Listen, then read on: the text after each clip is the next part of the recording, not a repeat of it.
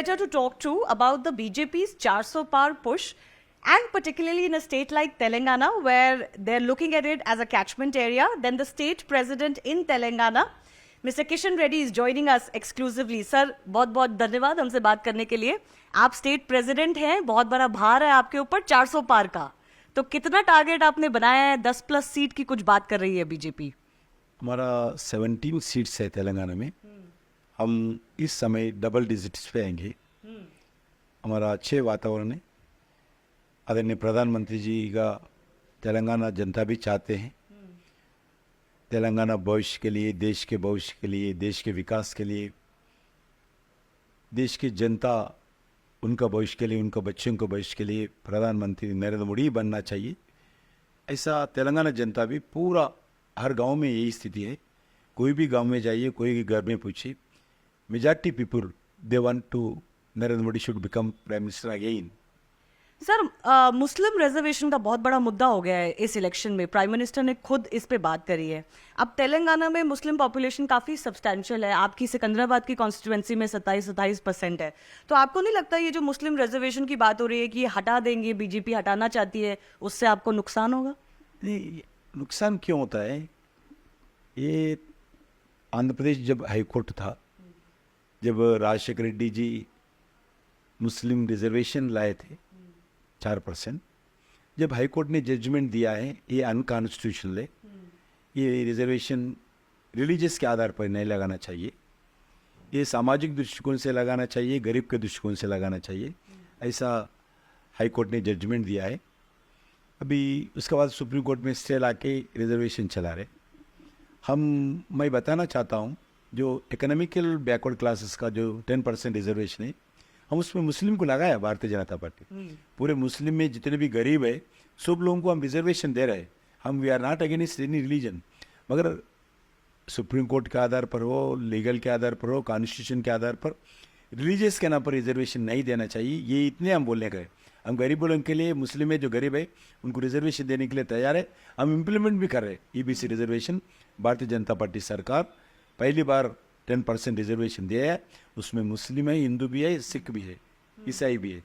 तो आपको नहीं लगता कि मुसलमान डरते हैं बीजेपी अगर आ गई तो उनमें और भी भय है? अब हमें ऑलरेडी सत्ता में है ना. अटल जी के समय पे हम 6 साल सत्ता किए हैं. अभी ऑलमोस्ट 10 साल हो रहे. 10 साल में कोई मुस्लिम को कुछ नहीं हुआ है. There is no communal classes, there is no curfew, there is no ऐसा एक्टिविटी. एवरीबडी इज पीस, विकास. आज देश के जनता विकास चाहते हैं, ये कम्युनल क्लासेस नहीं चाहते हैं. इसलिए देश का जनता, मुस्लिम भी खुशी है. अब वो एग्जाम्पल जो ट्रिपल तलाक है, पहला कुछ लोग उसको भड़काने के लिए प्रयास किया, मुस्लिम समुदाय को दूर करने के लिए प्रयास किया, मगर हम समझाया. आज आप हस्बैंड होगा, एक बेटी का आप हस्बैंड होगा, मगर कल आप भी एक पिताजी बनेगा. पिताजी बनने के बाद आपका बेटी का शादी करेंगे. आप शादी करने के बाद आपका दामाद आपका बेटी को तलाक बोल के वापस भिजाए तो आपका दिल कितना दुखता है. आज का हस्बैंड कल एक बेटी का फादर बनेगा, पिताजी बनेगा, जब आपको भी दुख लगेगा. अभी लोग समझते हैं, मुस्लिम समुदाय में भारतीय जनता पार्टी समर्थक बहुत हो गए अभी. जी सर, हमने ये भी नोटिस किया कि राम मंदिर बड़ा मुद्दा है तेलंगाना में. एक बहुत प्रसादम भी यहाँ पे बंटवाया गया था बहुत सारी कॉन्स्टिट्यूंसीज में, और यहाँ पे बाहर के स्टेट्स के, तेलंगाना के आसपास के स्टेट के भी बहुत लोग हैं. तो आपको लगता है राम मंदिर एक फैक्टर है यहाँ पे? राम मंदिर का प्राण प्रतिष्ठान हुआ अभी. राम मंदिर का फैक्टर होगा, मगर हम सिर्फ राम मंदिर के ऊपर डिपेंड नहीं. हम आप टीवी में एड्स आ रहे, पेपर में एड्स आ रहे, किधर भी राम मंदिर का नाम नहीं. हम 5 साल में लाए तो NDA 1, NDA 2, जो हमारा सरकार PM नरेंद्र मोदी 1, नरेंद्र मोदी 2, इस 10 साल में हम गरीबों को क्या किया है, किसानों को क्या किया है, इंफ्रास्ट्रक्चर क्या बढ़ाया, डिजिटल ट्रांजैक्शन कैसा हुआ, दुनिया में भारतीय जनता पार्टी का इमेज कैसा बढ़ाया, आर्थिक स्थिति में कैसा सुधार हुआ है, इंपोर्ट्स कम करके एक्सपोर्ट कैसा बढ़ाया, एम्प्लॉयमेंट जनरेशन कैसा आया, इन्वेस्टमेंट्स कैसा आया, ये बोल रहे हैं हम सिर्फ राम मंदिर किधर भी आज तक ना टीवी में बोले, एडवर्टाइजमेंट में, ना पेपर में बोले. सिर्फ हम जो 10 साल विकास का कार्यक्रम किया है उस पर तैयार है. यूपीए सरकार 10 साल में मनमोहन सिंह के नेतृत्व में कौन सा सेक्टर में क्या काम किया है, हम इस 10 साल में काम किया है। हम कांग्रेस पार्टी हो कोई भी हो, हम चर्चा करने के तैयार हैं। हर फैल पर, हर सेक्टर पर, हर डिपार्टमेंट पर अचीवमेंट्स का, मोदी जी का अचीवमेंट के बारे में हम चर्चा को तैयार है। हाँ, आपने रेवंत रेड्डी को लेटर भी लिखा था, उन्होंने बोला था तेलुगु में कि ये गडिया गुड्डू दिया है मोदी सरकार ने, विच मीन्स कि डोंकी का एग दिया है, कुछ नहीं दिया है तेलंगाना को मोदी जी ने। तो आपने उसका रिस्पॉन्ड भी किया था लेटर में। बिल्कुल गलत है वो रेवंत रेड्डी जी का। रेवंत रेड्डी पहला तो वो एक नहीं पैदा करता, क्या गाड़ीदा वो एक नहीं करते, मगर रेवंत रेड्डी करवा रहे एक उनको। उससे दूसरा विषय है, वो कोई भी मीटिंग जाओ एक कैसा सिर के ऊपर उठा के लेके जा रहे गाड़ीदा गुड्डू। आजकल हाथ का सिंबल नहीं है कांग्रेस का, गाड़ीदा गुड्डू हो गए, डांकी का एग हो गए। कांग्रेस का सिंबल डांकी का एग हो गए। मैं ये बताना चाहता हूँ, मैं ये लेटर भी लिखा हूँ, अगर आप खाली बात करना, झूठ बोलना, भागना और कीचड़ फेंकना ये गलत है। अगर दम है, मैं पूरा डिटेल के साथ रेवंत रेड्डी हो, राहुल गांधी हो, तेलंगाना को नरेंद्र मोदी सरकार क्या किया है इस 10 साल में, एक एक पैसे के बारे में बातचीत करने के लिए मोर देन 9 लाख करोड़ सम तेलंगाना में खर्च किया है। इसका मैं चर्चा के लिए तैयार हूँ। मैं पावर पॉइंट प्रेजेंटेशन भी प्रेस के सामने 3.5 आवर्स किया हूँ। पूरा जर्नलिस्ट एसोसिएशन के पदाधिकारियों को, पूरा प्रमुख राजनीतिक विश्लेषकों को बुलाकर मैं पावर पॉइंट प्रेजेंटेशन दिया हूँ 3.5 आवर्स। सभी लोग बैठ के सुने। कोई भी सरकार की तरफ से कोई बयान नहीं आया था जब टीआरएस सरकार था इलेक्शन से पहले। अभी मैं फिर देने को तैयार हूँ। रेवंत रेड्डी तैयार है तो मैं बात करने के लिए तैयार हूँ, डिटेल उनको देने के तैयार हूँ। जी सर, राम मंदिर पे एक सवाल मैं और पूछना चाहती हूँ। अभी रिसेंटली एक एलिगेशन लगाया है, जो पहले कांग्रेस लीडर थे उन्होंने ही लगाया है कि राम मंदिर का जो जजमेंट था वो राहुल गांधी ओवरटर्न करना चाहते थे अगर वो पावर में आ जाते तो। और एक समाजवादी पार्टी लीडर ने भी हमारे चैनल को बोला है कि ये मंदिर तो बेकार है, यूजलेस है। तो आप कैसे देखते हैं इस पॉलिटिक्स को, कैसे देखते हैं? हमने सोचा था कि राम मंदिर की पॉलिटिक्स खत्म हो जाएगी, बट वो खत्म नहीं हो रही है। राम मंदिर का पॉलिटिक्स है नहीं। राम मंदिर ही है। देश के करोड़ों हिंदू राम मंदिर चाहते थे, 500 साल से देख रहे थे, राह देख रहे थे। आज मोदी साहब मंदिर बनाया, रामलला प्राण प्रतिष्ठा हो गया, बस कार्यक्रम समाप्त हो गया। हम राजनीति करेंगे बाहर विकास के आधार पर, डेवलपमेंट के आधार पर। हमारा जो डिलीवरी है, हम जो काम किया है, इसके आधार पर हम वोट मांगेंगे। राम मंदिर अभी मुद्दा नहीं है। हम बोलेंगे राम मंदिर बनाने के लिए जो भारत सरकार हेल्प किया है वो ट्रस्ट को, वो बोलेंगे, मगर सिर्फ राम मंदिर अकेला मुद्दा नहीं है। हमारा साथ जो एक गरीब के घर में एक टॉयलेट से लेकर चंद्रयान तक सब कुछ किया। मैं भारतीय जनता पार्टी, नरेंद्र मोदी सरकार क्या नहीं किया है, ऐसा कुछ नहीं। हम मैं बताया, टॉयलेट से लेकर चंद्रयान तक चर्चा करने के लिए हम तैयार है जनता के सामने। सर, कांग्रेस लेकिन थोड़ा राइज हो रहा है कांग्रेस पार्टी का फिर से तेलंगाना में, अभी स्टेट इलेक्शन में हमने देखा। और AIMIM भी उनको टैसिटली सपोर्ट कर रही है। हैदराबाद के बाहर बाकी सारी सीट में AIMIM ने ऐलान किया है कि बीजेपी को हराना है, तो अभी कांग्रेस स्ट्रांग लग रही है। तो आप इसको कैसे देखते हैं, क्योंकि एक पूरा वोट बैंक आपके खिलाफ हो गया है? ऐसा ना AM के साथ है ना कांग्रेस के साथ है जनता। मुस्लिम समुदाय पहले AM को सपोर्ट करते थे। अभी रिसेंट असेंबली चुनाव में पूरे 100% मुस्लिम रहते हैं। सिर्फ 500 वोट से जीता हुआ उनका MLA। पूरा उनको समर्थन नहीं है। पूरा मुस्लिम एक मुस्लिम होल समाज आज MIM के साथ नहीं, क्योंकि MIM से फेडअप हो गए मुस्लिम लोग।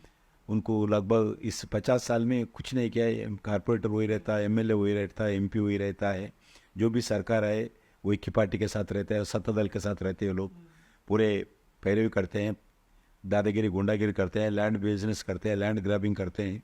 पूरा परिवार का पार्टी है। गरीब लोगों को सताते हैं, मुस्लिम सत्ता को, उनके पास भी पैसे लेते हैं, उनका लैंड भी कब्जा, प्रॉपर्टी लेते हैं। एक माफिया राज चलाता है MIM। इसलिए पुराने शहर में रहने वाले मुस्लिम समाज भी MIM से तंग हो गया। इसलिए उनको असेंबली चुनाव में एक जगह हराने के लिए प्रयास किया। सिर्फ 500 वोट से बाल बचे हैं MIM पार्टी। इसलिए मुस्लिम समाज पूरा उनके साथ नहीं है। मुस्लिम समाज भी आज, खासकर मुस्लिम महिला आज मोदी साहब को वोट डालेंगे। मोदी साहब को भाई मानते हैं सभी लोग, अभी वोट भी डालेंगे मुस्लिम समाज। सर एक चीज़ और देखने को मिली है कि आपके बहुत सारे कैंडिडेट जो हैं जो लड़ रहे हैं इलेक्शन, वो बाहर से आए हैं। कोई बीआरएस से आया है, कोई कांग्रेस से आया है, तो उसको कैसे देखते हैं आप? जो 8-10 सीट आप टारगेट कर रहे हैं उसमें से 5 कैंडिडेट बाहर के हैं, बीजेपी के नहीं हैं, बाहर के मिल्स क्या होता है ना, मैं समझ में नहीं आता। जो दूसरी पार्टी से आए हैं। दूसरा पार्टी से है, कुछ समाज से है, कुछ हमारा अलग अलग ऑर्गेनाइजेशन में काम करने वाले भी है, मेरा जैसे 1980 से काम करने वाले भी कार्यकर्ता है। ऐसा कुछ नहीं है, नया लोग या पुराने लोग कुछ नहीं होता है। आज अच्छे कंपटीशन करके जनता का आशीर्वाद लेके जीतना चाहिए, यही हमारा लक्ष्य है। तो आप मोदी जी की पॉपुलैरिटी पे बैंक कर रहे हैं या लोकल कैंडिडेट और फेस पे बैंक कर ये इलेक्शन मोदी जी का इलेक्शन है, ये तेलंगाना का इलेक्शन नहीं है, रेवंत रेड्डी का इलेक्शन नहीं है। ये इलेक्शन कौन देश का प्रधानमंत्री बनेगा, कौन प्रधानमंत्री बनेगा, इसका इलेक्शन है। इसलिए पूरा मोदी का जो काम किया है 9.5 years, उसके आधार पर राजनीति चलेगा, उसके आधार पर जनता वोट देगी। मेरे साथ बोलिए भारत माता की जय, भारत माता की। सर यहाँ पे वोटर टर्नआउट बड़ा लो रहा है लास्ट इलेक्शंस में, और हैदराबाद सिकंदराबाद जो आपकी कॉन्स्टिट्यूंसी है उसमें तो और भी हमने कम देखा है। तो उसको क्या क्या सोच रहे हैं, क्या कर रहे हैं आप वोटर टर्नआउट? और एक चीज़ और सवाल बन रहा है, बीजेपी पे सवाल आ रहा है कि फर्स्ट 2 phases में बहुत वोटर टर्नआउट कम रहा, तो उससे बीजेपी को टेंशन है। तो आप यहाँ पे क्या कर रहे हैं तेलंगाना में? नहीं, बीजेपी वोटर टर्नओवर कम रहेगा तो भी कोई टेंशन नहीं होगा, क्योंकि जो भी वोट होगा वो बीजेपी का ही वोट है। हाँ, जो कांग्रेस पार्टी ऑलरेडी हाथ उठा दिया है बहुत जगह, इसके लिए उनका कोई समर्थक पोलिंग बूथ पे नहीं रहे, नर्वस है वो लोग। तो पार्टी नर्वस है, वो भी नर्वस है। इसलिए जिस जगह पोलिंग हुआ ना, उस जगह बीजेपी का जितना वोट है वोट मिला है, मोदी साहब का जितना समर्थक है वोट दिया है। जो कांग्रेस पार्टी का है वो पोलिंग बूथ पे नहीं है, क्योंकि हमारा पार्टी आएगा नहीं, हमारा प्रधानमंत्री बनेगा नहीं, क्यों मेहनत करना चाहिए। कांग्रेस कार्यकर्ता अनहैप्पी है, एक्टिव भी नहीं है। जो भी हुआ हमारा होता है, इधर तेलंगाना में भी जो भी होगा हमारा ही होगा। आज कांग्रेस का समर्थक हो, डीआरएस का समर्थक हो, सभी लोग आज मोदी को चाहते हैं, मोदी जी को वोट देंगे। बट सर आप वोटिंग टर्नआउट को बढ़ाने के लिए क्या हम घर घर को जा रहे हैं, हर पोलिंग बूथ के अध्यक्ष घर घर को जाके रिक्वेस्ट कर रहे हैं, जरूर इस इलेक्शन में आप वोट डालने के लिए आइए।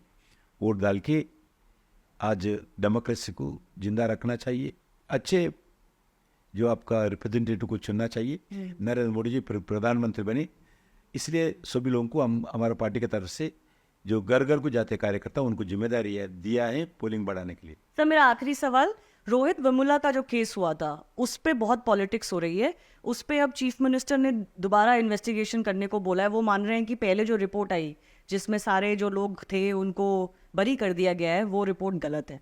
उस पर आपको क्या लगता है, क्या पॉलिटिक्स हो रहा है? नहीं, उसमें कोई राजनीति है यार, कोर्ट जजमेंट दिया है, कोर्ट जजमेंट के ऊपर कमेंट करना गलत है। ये कोर्ट जजमेंट दिया से है, जो भी इन्वेस्टिग होगा as per law they should take to own course. So sir, finally you are very confident of double digit performance in Telangana? Double digit में तेलंगाना का performance? Absolutely double digit seats Bharatiya Janata party Telangana से जीतेगा। वातावरण अच्छा है। आज रात को प्रधानमंत्री जी हैदराबाद रुकेंगे, कल सुबह 2 मीटिंग्स एड्रेस करेंगे, फिर 10 तारीख को 2 मीटिंग एड्रेस करेंगे हैदराबाद में। 10 तारीख को 4 बजे इधर हैदराबाद में स्टेट कैपिटल में फाइनल मीटिंग एड्रेस करने वाले हैं। और उसके बाद HM साहब भी 9th को एड्रेस करेंगे, फिर 11 तारीख भी आएंगे। इसलिए हमारा कार्यकर्ता डोर टू डोर कार्यक्रम घर को जा रहे, सिर्फ दूसरा पार्टी कोई नहीं घूम रहे, सिर्फ Bharatiya Janata party door to door जा रहे। बट आपकी सीट पे एक 3 कॉर्नर्ड फाइट है, तो आप अपनी सीट पे कितना कॉन्फिडेंट हैं? बिल्कुल अच्छे, हमारा जो भी कैंडिडेट है मेरे से शक्तिमान, ऐसा मैं समझ के मेहनत करता हूँ। कोई चिंता नहीं है, जनता मेरा साथ है, जनता पार्टी के साथ है, जनता नरेंद्र मोदी चाहते हैं। किशन रेड्डी जी बहुत बहुत धन्यवाद हमसे बात करने के लिए। Thank you.